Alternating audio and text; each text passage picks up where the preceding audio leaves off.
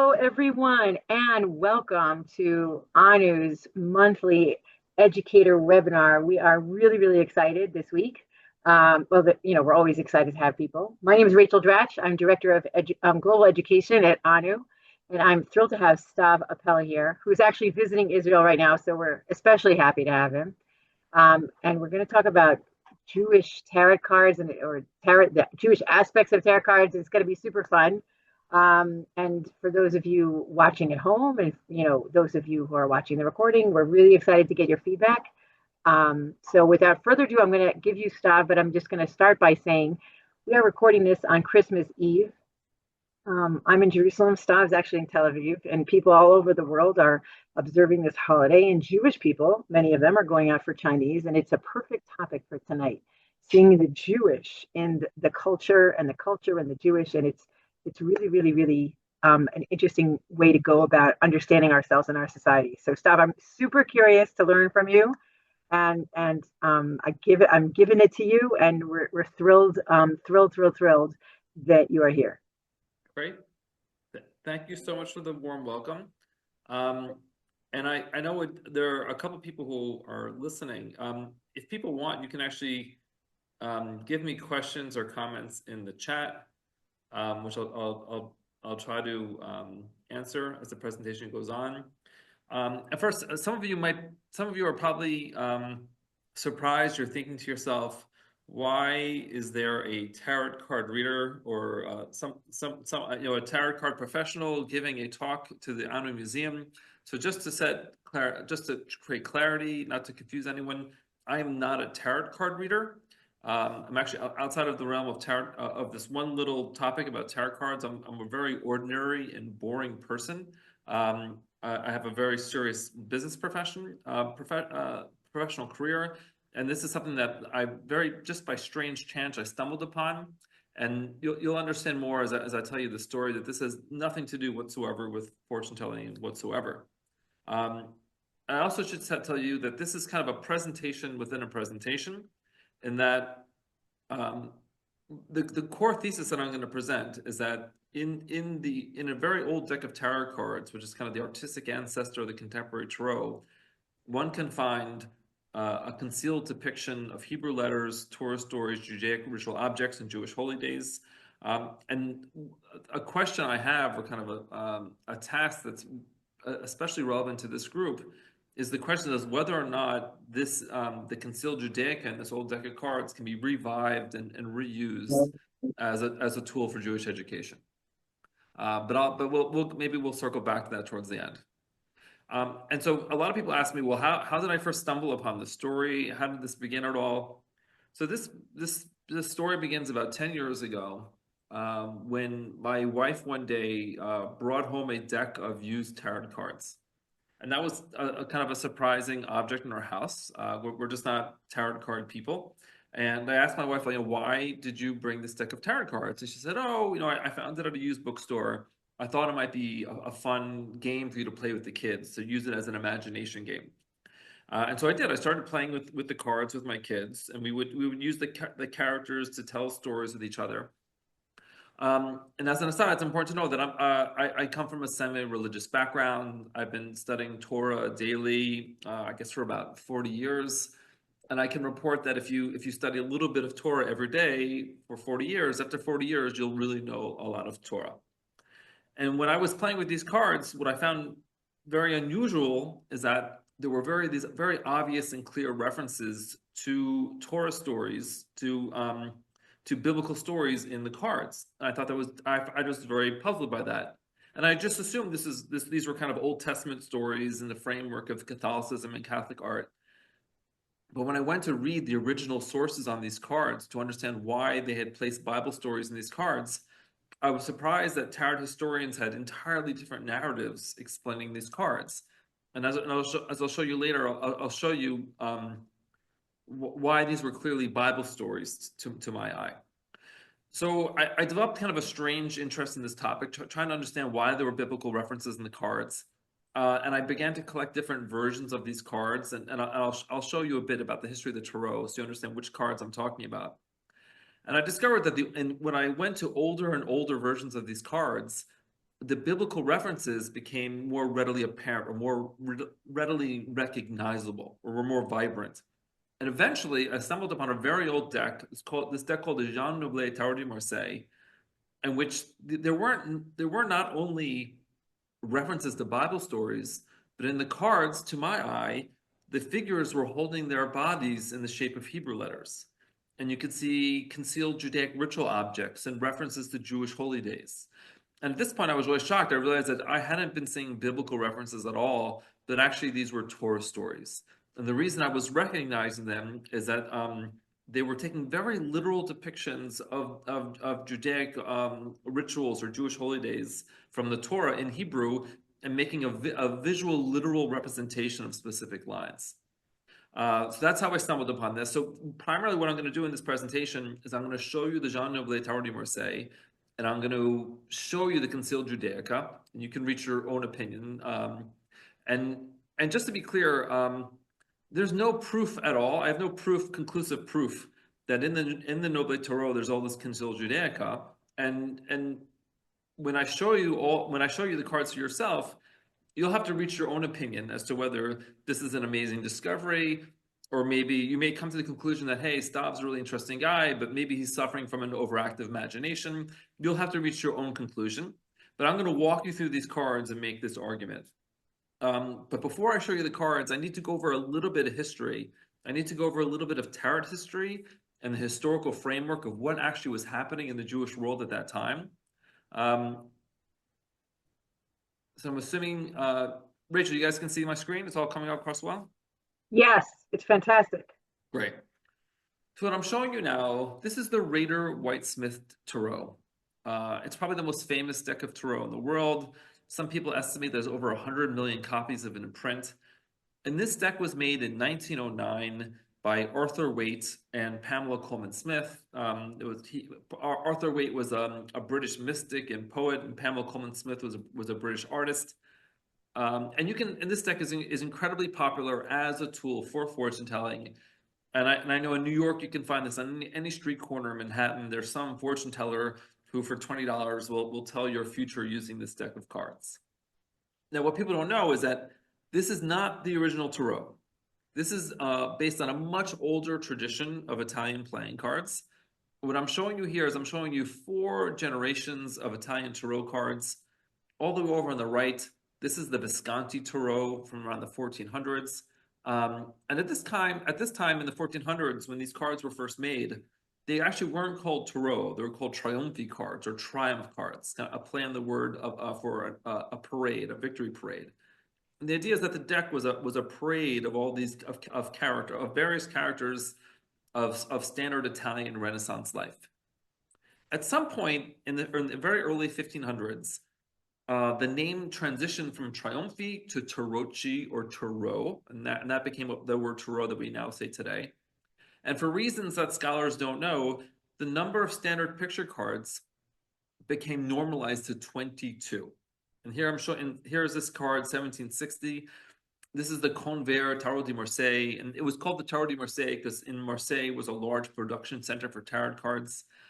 And you have to appreciate that at this time, the cards were really primarily used for gambling. Gambling was wildly popular in the Renaissance. It was kind of like the PlayStation of their day.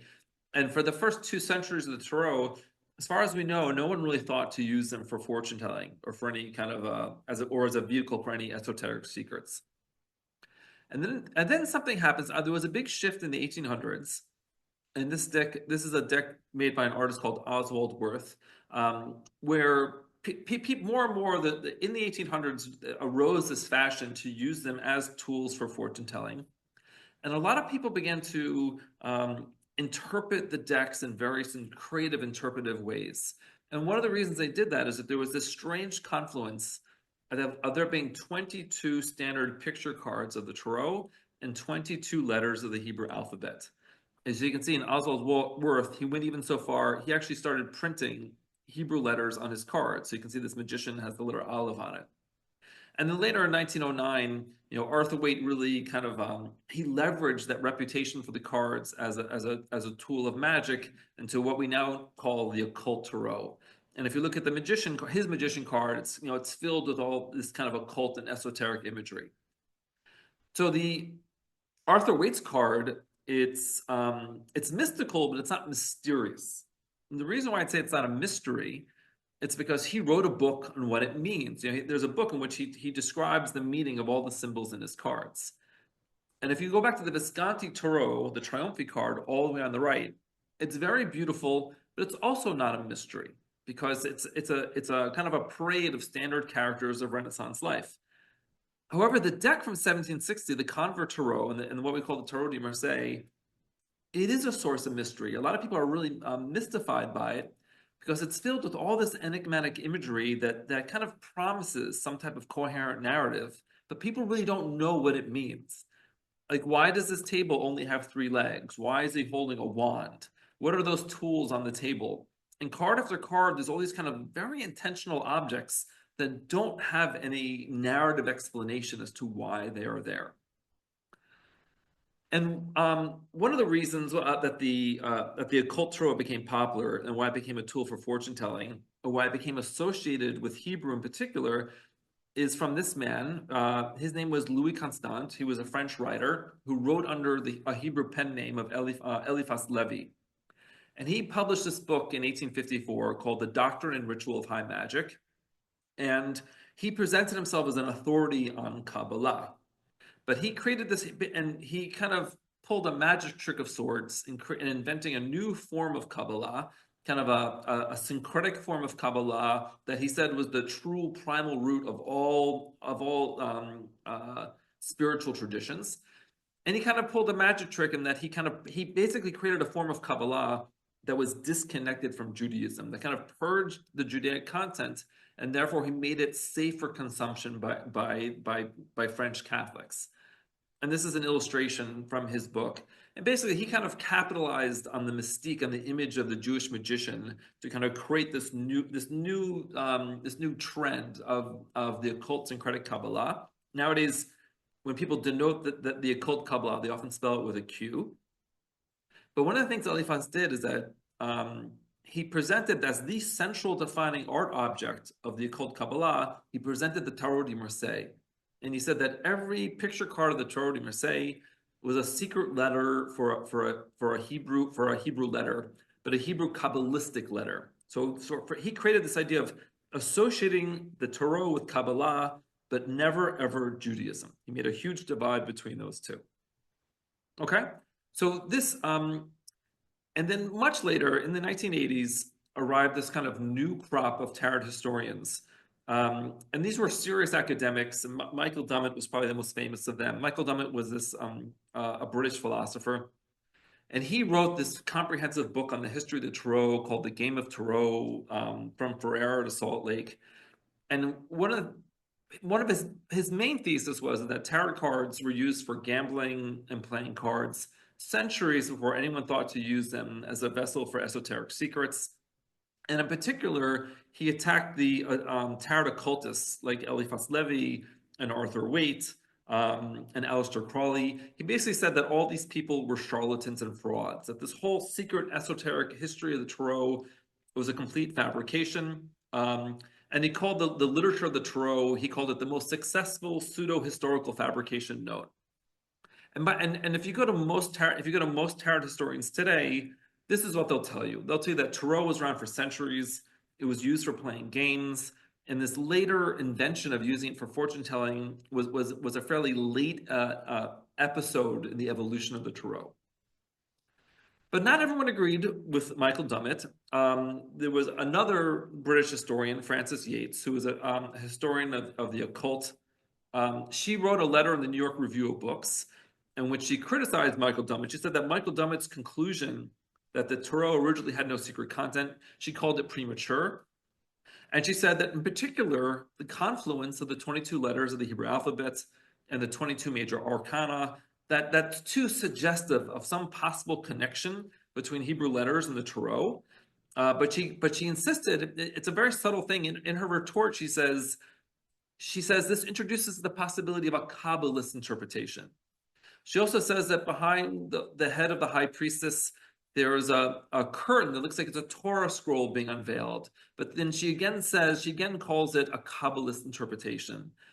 And this really sets up what kind of is the contemporary debate on the Tarot. There's all these Tarot occultists who say that there's Kabbalah on the cards, there's Kabbalah on the cards, and the Hebrew letters are these Kabbalistic letters. And the tarot historians say, oh, that's nonsense. It's impossible because the occult Tarot just didn't exist in the 1500s, whereas the Tarot did exist. And that's kind of these two voices, one saying Kabbalah, Kabbalah, Kabbalah, the other voice saying nonsense, nonsense, nonsense. And strangely enough, neither one of these groups ever thought to think, hey, wait a second. In the year 1500 in Europe, 22 major arcana, 22 Hebrew letters. No one thought, hey, wait a second. Who actually had an interest to create a vehicle for secret Hebrew letters in the 1500s? Strange if for some reason that eluded everyone's imagination to ask that question. Okay, so I just gave you the kind of the basics of the history of the Tarot so you can begin to understand this topic. I'm going to pivot very quickly to a different topic, which is the Jews of the Renaissance. So you understand what was happening in the Jewish community at this time in the 1500s when these cards first arose. And this is the most efficient way I found to convey the story. And what I'm showing you kind of a map of Europe. And in short, each one of these dates is showing when that region's Jewish population was sent into exile. And nowadays, normally we all remember the exile of 1492, but the reason we remember it is it's not because it was the first exile. We remember it because it was one of the last and it was one of the largest. That actually for decades and centuries beforehand, Jewish populations had been sent into exile. There's one great exception, and I've placed it in a circle in 1555, that the Jews of northern Italy were not sent into exile. Rather, they were put into a ghetto, and the ghetto was really institutionalized across northern Italy in 1555. But for a long period of time in the early 1500s, northern Italy was the primary place of refuge for Jews who were fleeing various forms of either various exiles or various forms of the Inquisition. But to focus for a second on 1492, what was happening in the Jewish community at that time, when you were, and just appreciate the point that when Jewish community was given the ultimatum of either to accept exile or to convert to Catholicism, appreciate that this was a point of incredible psychological and spiritual pain for people, because out of genuine faith, many people really felt that if they converted to Catholicism, they were putting their eternal soul at risk. It wasn't just a point of pride. They truly feared divine wrath and divine judgment. Furthermore, if you accepted exile, you couldn't just leave the country. You had to surrender your assets. So it meant many people, they would accept exile, and very quickly they could be captured or sent into slavery, or used as slave labor, as rowing on a galley ship, or even a worse fate. So these communities, the Jewish community at that time, particularly in Spain, the largest Jewish community in the world, had this incredibly painful dilemma of accepting eternal damnation or eternal wrath from the divine, or accepting slavery in this lifetime. So confronted with those two possibilities, many people chose a third option, which was to publicly convert to Catholicism, but in some way to preserve some hidden thread of Judaism in secret. And this gave rise to a phenomenon that we now call crypto-Judaism. And crypto-Jews became incredibly inventive in finding ways to preserve Judaism or observe Judaism in a way that would be secret to unwanted eyes. So they invented recipes to disguise kosher meat as non-kosher meat. They lit Shabbat candles underneath tables behind closed doors. They took the festival of Purim and reinvented it as the festival of Saint Esther. They would feign illness or sickness on Shabbat, so they would have an excuse not to work. And in the early 1500s, for a brief period of time, crypto-Judaism was the normative form of Judaism in Europe. And again, this is precisely the moment in time when tarot cards first arose. Okay, so now I'm done giving you a history lecture. What I gave you was the context for you to understand these cards. And now I'm going to give you a review of the Noble Tarot. And if anybody wants to speak, we don't have that many participants, but normally when I give this presentation, I often invite people to kind of try to search for the secret content on their own before I just give them the answer. So this is the magician. This is the 1909 magician, the magician that you guys all know. Again, when people imagine tarot card, more often than not, they imagine this card. Now I'm going to show you the Jean Noblet magician from around the year 1650, one of the oldest known versions of the Tarot de Marseille.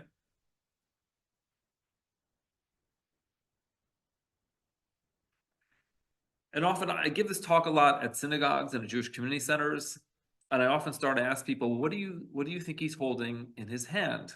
And there's always an embarrassed silence. A lot of people say, oh, maybe he's holding a grogger. And eventually someone says something else. They say, oh, perhaps he's holding a penis. And indeed, in one of the oldest versions of the magician that survived, you can see that that he is yes. So it appears that he's holding a circumcised penis. I don't know if his hat is a Jewish hat, but obviously Jews did wear very distinctive hats at that time, but there were many different styles. And here I'm going to show you now here on the table. What I'm showing you are images of antique circumcision kits from that time, and you can see that these match the tools on the table. So in a circumcision kit, there's a dish for sand, there's a cup of wine, a cup of spices, a sharp knife, there's a prayer book. There's a triangular object called a magen, a shield through which you pull the foreskin. So when you cut the foreskin, you don't damage the internal organ of the penis.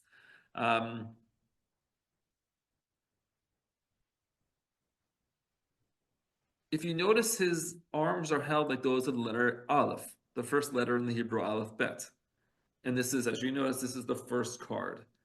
And I'm going to show you this pattern on a repetitive basis, where in each one of these cards, you can see a Hebrew letter that it's half revealed and half concealed. And in short, they made the Hebrew prominent enough that if you're someone who knows Hebrew well and you know the secret of the cards, the Hebrew will call out to you. But if you do not know Hebrew and you do not know the secret, you would never notice it. And I'll show you as you go through card by card, you'll see there's a numeric confluence where the Hebrew alphabet is not scattered randomly, but they are in proper numeric sequence, with one very interesting and powerful exception. So the dice. So there's a great question about the dice. So appreciate that these are the Tarot. My thesis basically is that the Tarot de Marseille is not the original Italian playing cards. So recall there was an older deck of cards called Triumphi cards from that was earlier in the 1400s, and one of the characters was a gambler, kind of a street gambler, and often on his table were a set of dice. So here, this is part of the disguise. But if you count the dice if you count the spots on the dice, there are 8 spots on top of the dice, and a circumcision is done on the 8th day of life, and there's a total of 15 dots. And there is 15 is kind of a popular Kabbalistic gematria code for Yud Hey, the name of God. And you'll see there's all these kind of numeric gematria references throughout the deck.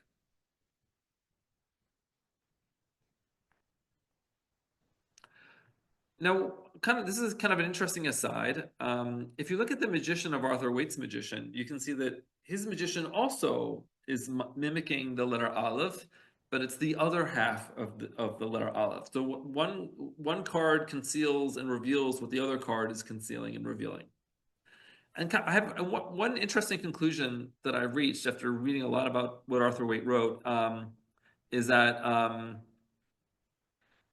I have a very strong suspicion that Arthur Waite knew very much the foundational secret of the Tarot, but it wasn't really a fit for his project, what he was publishing. He preferred to keep it more syncretic and universal, but he gives you lots of hints. There's lots of elements of Judaica in his cards for which we have no explanation. And Danny, to go back to your question, so I don't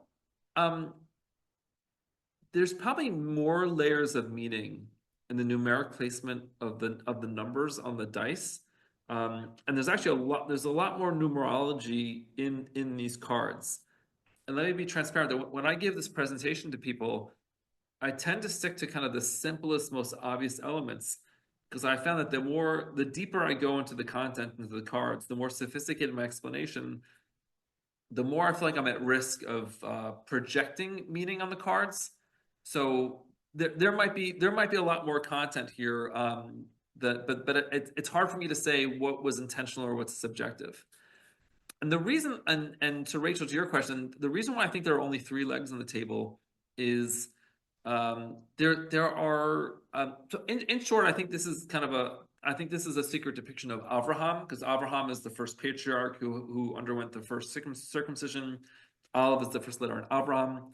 Often the three patriarchs are called the three legs, and also the three pilgrimage festivals of Judaism. The three core festivals are also known as the three legs, the Shalosh Regalim. So I believe that's what's intended, but again, I don't have proof for that. So that's you guys will have to reach your own decision about whether that's a reasonable conclusion. Okay, so I'm gonna move on. And yeah, so here's if you know, it's like also an Arthur Waite's card. This is like this weird. There's a weird phallic imagery in his card. That might be a coincidence. Again, I don't know. So in Sefer Yetzirah, it's one of the oldest and most famous Kabbalistic texts. There's a description about the creation of the covenant with Avraham, which he specifically says he made a covenant between the 10 fingers of his hands, and he bound the 22 letters of Torah. And the specific quote goes into detail about the carving and the engraving of the Ot Brit, of the symbol of the covenant. So I believe the reason why he placed a circumcised penis in the person's hand, I believe it is a reference. It's a kind of a literal reference to this verse from Sefer Yetzirah. And this is kind of a pattern. One of the strange puzzles of this deck is that the deck is very, it has some crude, some would say arguably raunchy material. I mean, it shows on several cards, there's a penis. There's a lot of nudity in the cards. And one of the open questions about the deck that I'm unable to answer is I do not know if the nudity is a disguise. Like maybe they intentionally made the cards look crude and raunchy as a way to kind of make people like who would think this is a secret religious text because it looks so crude and rude. But on the other hand, the 1500s was a really a very, one could say, a wild time in the Jewish world, and it was kind of the era of peak popularity of Kabbalah. It was just, and this was like these are the decades that were kind of preparing the way for Sabbatai Tzvi. So an alternative explanation is that maybe this was a quasi heretical visual text, or maybe it was both. I don't know. But the open nudity of the cards is really a genuine mystery. If you look on his chest, there are 12 blue stripes. And often the number 12 in the Torah is a symbol for the 12 tribes of Israel. You can find these 12 stripes repeated throughout the deck. There are 12 waves of water in the star. The hangman also has 12 blue stripes. And again, for me, this kind of the routine appearance of these 12 stripes is too systematic and too reliable to be ascribed to chance or just as a coincidence. Now, remember, I spoke before about this Magen, the triangular-shaped object, the Magen. A couple of years ago, and I was speaking at various places. A professor from out in California reached out to me, and he says he recognizes that as what's called an angel script letter. I didn't know what angel script was, but apparently angel script was an alternative forms of the Hebrew alphabet that was very popularly used by Kabbalists to make what we call special prayers. Someone might call them magic spells. So here's a page from Sefer Azael. which is a popular book of different incantations and spells for protection. And you can see examples of this angel script, but I wasn't able to find a precise fit for this angel script letter.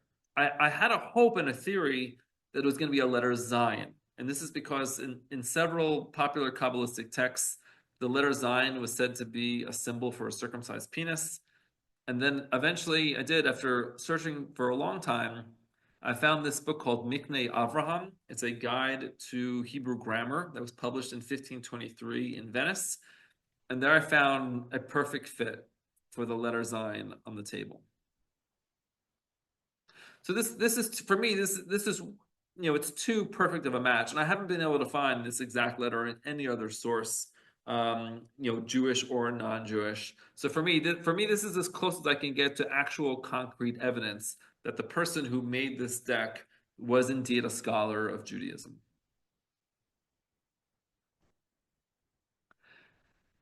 And just a final note about this hat. At this time in the Jewish world, there was a huge debate as to whether people should circumcise their sons. And the reason being is that if you were a secret Jew, if you were practicing crypto Judaism, but if you circumcised your son, that made him very easily, that placed him at tremendous risk to the Inquisition. And I can tell you, from reading testimonies of the Inquisition, one of the first things they would ever check for someone suspected of the crime of Judaizing, of covert Judaic observance, was whether or not they were circumcised. But if you didn't circumcise your son, you were, by Torah law, you were exiling him from the borders of the covenant of Israel. So it became a popular trend at this time. Instead of making a full circumcision, more and more people were doing a small symbolic cut as kind of some way to preserve, again, at least some symbolic way to preserve the covenant. And I personally believe, I don't have the evidence for this, but I believe this hat is a guide to how to perform a proper circumcision, to fully remove the foreskin. And there are sources from that time where rabbis are saying, no, a proper circumcision has to do, it's the full removal of the foreskin. And there's a couple other hints to that as well in this deck. Okay, and so there's so much more content in this card, which I don't have time to do. I'm going to just do a few more cards for you in kind of the time we have left. But just know there's many other additional layers to this card, and I've kind of really just done the very top of what this card has to say. And actually, if I had your full attention, it would probably take me about 3 full days for me to walk you through all 22 cards to show you everything I know or everything I've seen. And there's 4 consistent themes in the card. There are the 22 Hebrew letters. There are the foundational Torah stories of Judaism. There's a very impressive guide to Judaic ritual objects, and there are the core Jewish holy days of Judaism. So you find in this kind of a very systematic guide to Judaism. It's a very comprehensive and complete curriculum to Judaism. So did you guys, before I jump to another card, do you have any questions or comments? No? Okay. Okay. Stop. I just wanted to ask, are you saying that people would use these cards to teach their kids, sort of like they used to play dreidel and like pretend, no, we're just playing. So I don't know, right? Because I'll tell you everything I know. And then at this point we begin to speculate. There's no record of people using tarot cards for secret Jewish education. But I do know that there in northern Italy, in particular, there were wealthy Jews who had managed to flee Spain, who had made their way to Ferrara, which was the only city in Europe at that time where Jews were able to openly observe Judaism without fear from the Inquisition. And they were very concerned. They had a palpable sense that Judaism may come to an end in their lifetimes. And this is the time and place where these cards arose. I personally do believe that that these cards were designed to be a very sophisticated tool for secret Jewish education that will elude the eyes of the Inquisition. That's my explanatory theory. But again, I don't have proof of that. Now, what I did find that there was apparently there was a tradition in Spain at that time to gather for prayer and study under the guise of playing cards. That's actually there's documented records of that that were brought to my attention by the Society for Crypto-Judaic Studies. But we do not know for sure conclusively that they studied playing tarot cards. That's the last link that we're trying to put together. So now you know all I know. It's a for me that's the most plausible theory, but I have no conclusive evidence for that. All right, so let me do a couple more cards because I've just shown you one card, right? And there should be a skeptic in the audience who's going to say, listen, one card is cute. But for you to really prove this thesis, you need to show me a consistent pattern of concealed Judaica. So let me continue on that pattern. This is the Hangman. The Hangman on the right is in the Rider-Waite-Smith deck. The left is the Noblet Hangman. And so I've read an embarrassing large number of books on the Tarot, and there's all sorts of wild theories about who could the Hangman be, why is he hanging upside down. But if I ask you, but now that I've given you the secret, now I've told you the secret of these cards. Who is the Hangman? Who do you think the Hangman is? Anyone want to guess? So there's in Judaism we have a holiday every year where we celebrate the hanging of a particular man, and that's Haman. Yes, okay, it's Haman. So it's like the moment I tell you this is Jewish, immediately you say Haman. And so out of all these books on the history of the Tarot, the number of times that I've personally encountered someone saying, "Oh, maybe it's Haman," it's precisely zero. And so appreciate that for a second. Oh yes, it's right. And 12th is the 12th. This is the 12th letter of the Hebrew alphabet. You can see he's holding his leg like a letter Lamed. And Lamed is said to be the tallest Hebrew letter. It's often compared to a tree. And so for me, this card is fascinating because outside of a Jewish framework of understanding, without a Jewish lens of interpretation, you don't know who the hangman is. But with a Jewish lens of interpretation, the identity of the hangman becomes very clear and very obvious. And I'll explain to you very quickly how this contains a summary of the story of Purim. And for those of you who don't know, Haman was the great villain of Purim.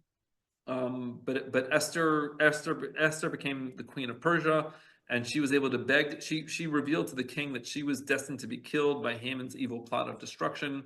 So the king had Haman and his 10 sons hung from a tree. Purim is held on the 14th day of the 12th month. If you count the buttons on his shirt, there are precisely 14 buttons. The card number is 12. And Purim is known as the upside down holiday. If you don't believe, you can Google Purim upside down. It's a very popular theme on rabbinical talks on Purim. And if you notice, the hangman is literally, he's upside down. And this is from a very particular line in Megillat Esther in 9:20. There's a very specific line where it says, "Hayom hazeh nafoch meyogon l'simcha." It was a day turned over from one of sorrow into one of joy. And the hangman is literally turned over from sorrow into joy. And Haman was hung along with his 10 sons. If you count the cuts of wood on either side of him, there's specifically 10 cuts of the trees. And he wasn't hung from a gallows, he was hung from an etz. It uses the Hebrew word for tree in Megillat Esther, and this is clearly a tree. There's an 11th cut here on top. I suspect, but again, I don't know, that's a reference to the legend that his daughter also died on that day. So Haman lost 11 children altogether on the day of Purim. If you notice, his tongue is sticking out. Haman's superpower was Lashon Hara, the evil tongue. There used to be a tradition to eat pickled tongue on Purim, which for some reason went away. Also, if you notice his hair, if you look at his hair, there are 16 pieces of hair. And there's a legend in the Talmud that actually Haman was originally a barber, and he was forced to give a haircut to Mordechai on the day before Purim. So he has this wild hair, and again, so you can see how the artists are very efficiently are showing all these aspects of the Purim holiday. And again, I believe this was so that it could be used effectively as a teaching aid. So you could use this, like if you were in some place where Judaism was illegal and you were a teacher, you could use this card as a way to keep an audience engaged. It was a visual aid. So here I'm showing you a scene from a Purim party. It's a day of mourning, one into joy. There's pickled tongue. And these are images of the hanging of Haman and his 10 sons from Gilot Esther from that time. Okay, questions or comments before we go to another one?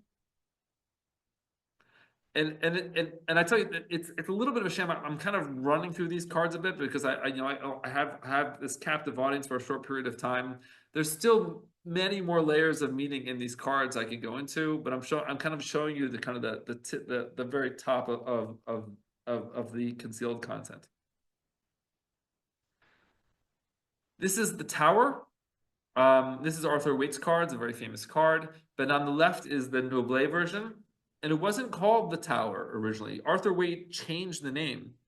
In French, it says La Maison Dieu, which literally means the house of God. And in Judaism, kind of one of the central themes of the Tanakh is the construction, destruction, and reconstruction of the Beit HaMikdash. But in Hebrew, if you go through the Tanakh, it doesn't say Beit HaMikdash. It actually literally says Beit Adonai. And I don't pronounce that. I don't pronounce the name, but it says literally Beit Adonai. And if you're gonna translate Beit Adonai into French or English, you would call it the house of God. And there is a day of mourning every year in which we mourn the destruction of the two temples in Jerusalem. It's called Tisha B'Av. Tisha B'Av literally means the 9th day of Av. And this gets a little tricky, is that there are 4 systems to count the numbering of the months of the year. But in one of the systems, Av is the 11th month. And you go to the sun symbol in the upper right-hand corner. There are 9 golden flames, and there are 11 rectangles. So the artist has concealed one of the dates for Tisha B'Av. And in the Beit HaMikdash, once upon a time, in the holiest of holies was the Ark of the Covenant. Inside the Ark of the Covenant were the tablets of the 10 Commandments.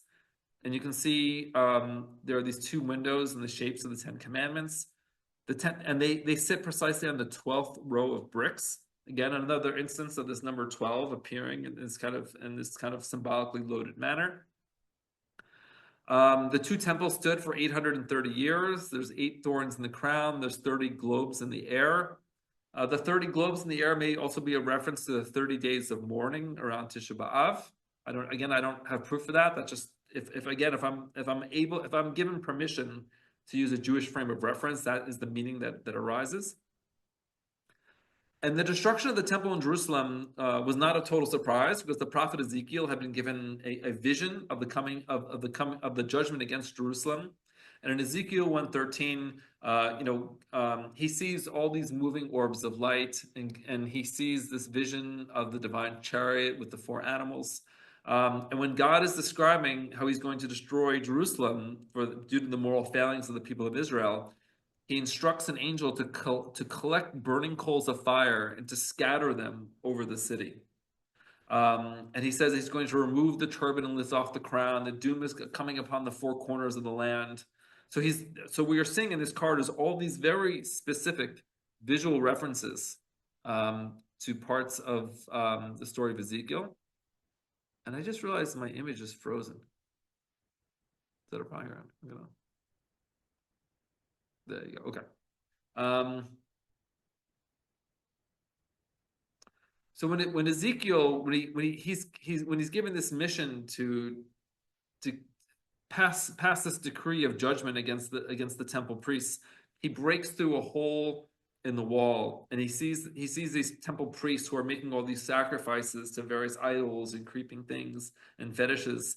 And he tells one of the priests, he says that a judgment of doom has been given to the people of Israel. And then the priest at that time, one of the priests, Pelatiah, I'm probably mispronouncing his name, he falls down to the ground dead. And then Ezekiel, he also throws himself on the ground. He says, "Oh Lord God, are you going to wipe us out completely? Are you not going to leave at least some of us alive?" And so I believe that the falling figure is the priest who fell down dead, and the figure on the right, the one who has a bald head. There's another scene where Ezekiel shaves his head. I believe that's also that's a visual depiction of Ezekiel who's lying down on the ground. And if you see this falling figure, the figure mimics the 16th letter of the Hebrew alphabet, Ayin. So this again is another example of the letters being hidden in this consistent manner. And now I'm going to explain to you a detail. It's a little complex, but it's a little subtle. Here, I'm having some trouble. Okay. The reason I'm going to go into detail on this, and I may bore you for a moment, is I want to convey the obsessive degree of detail and the depth of the sophistication of the content in these cards. And when I first realized this, I was so moved by the attention of detail of the artists. On Tisha B'Av, on Erev Tisha B'Av, the tradition is to read Eicha, Lamentations. And Eicha, Lamentations, it's famously a biblical acrostic, which means each row of Eicha begins with another letter of the Hebrew alphabet. So Aleph, Bet, Gimel, Dal, and so forth. But the biblical acrostic in Eicha is broken. Usually Ayin becomes before Pei, but in Eicha, Pei comes before Ayin. And here I'm showing you on the slide, I'm actually showing you a verse from Eicha. And you can see that here's 16, where there should be an Ayin, there is a Pei, and the Ayin has fallen. And the rabbi said, so Pei is also means mouth, Ayin also means eye. And the rabbi said, the reason the order of the alphabet is broken in Eicha is because people spoke evil with their mouths before saying good with their eyes. And that is why the Ayin has fallen out of its place. And so just think about how beautiful this is that if you count the rows of bricks in the tower, it's broken at the 16th row. So this tower is a visual depiction of Eicha in a way that if you didn't know, if you weren't intimately familiar with Eicha, you would never draw this connection. And it's just such for me, this is beyond coincidence. It's such a beautiful, moving detail. Yeah. And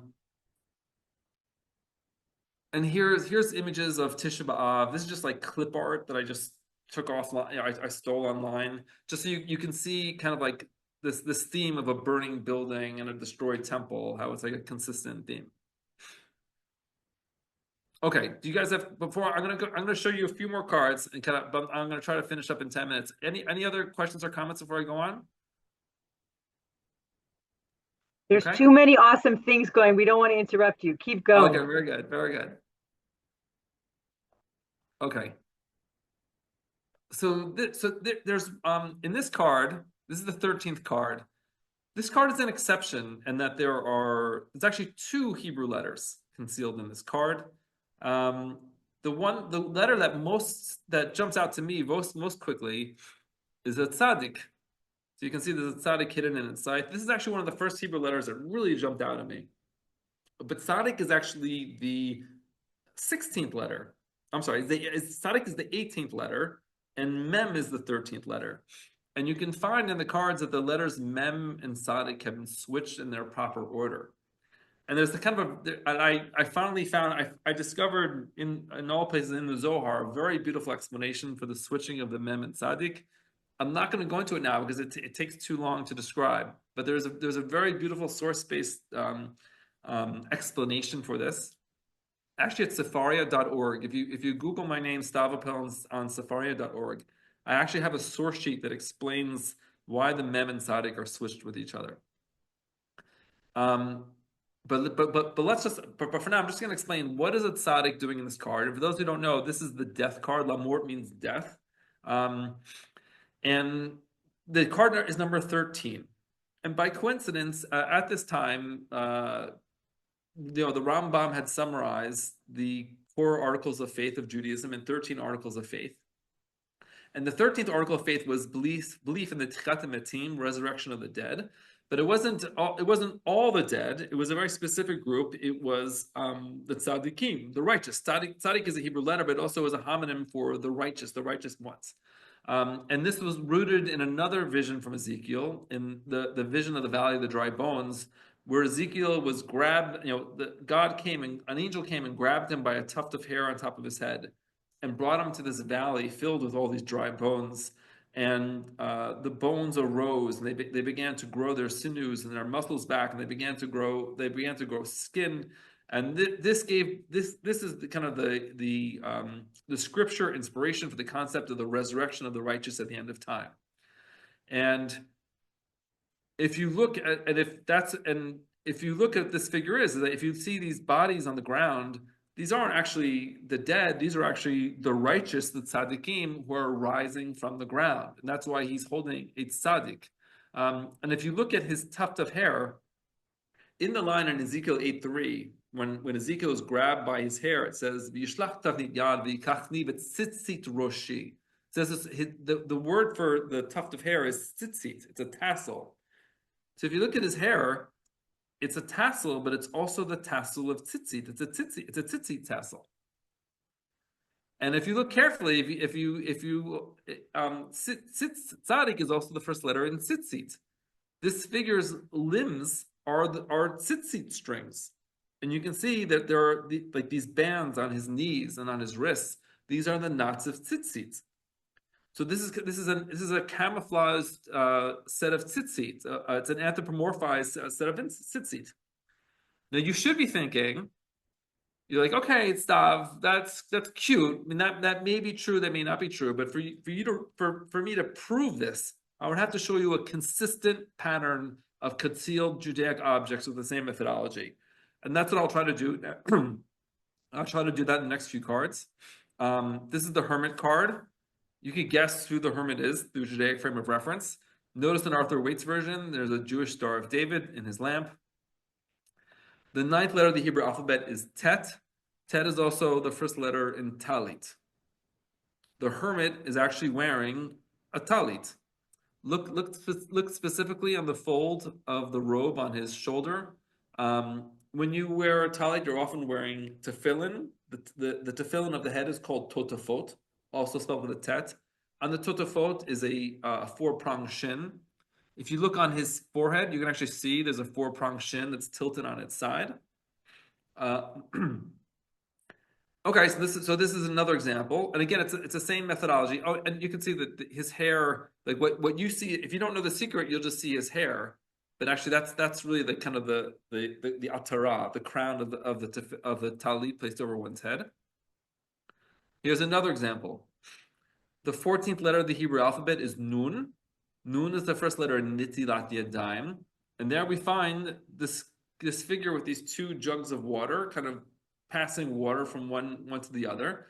And at this time, observance of the ritual of Nitilat Yadayim, and for those of you who don't know, Nitilat Yadayim, purification of the hands. If you're an observant Jew, you have to wash your hands when you wake up in the morning, before you say prayer, after each meal. So basically, if to truly fulfill the mitzvah of Nitilat Yadayim, purification of the hands, you're continually washing your hands throughout the day.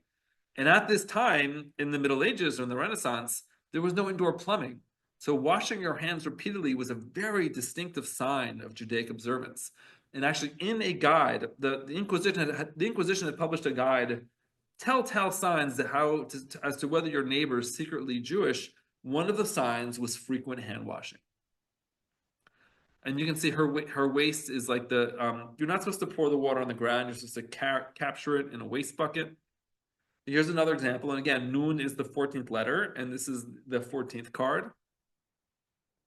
The 10th letter of the Hebrew alphabet is Yud, which is also the first letter in Yad. You can see this angel on top is holding this stick, and he's kind of holding his hand in this very intentional way.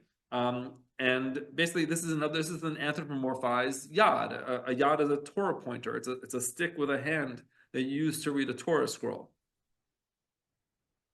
And I don't have time, but if I could grab your attention for 3 full days and walk you through the entire curriculum, basically every single meaningful Judaic ritual object you can imagine is concealed in the same methodology in this deck of cards.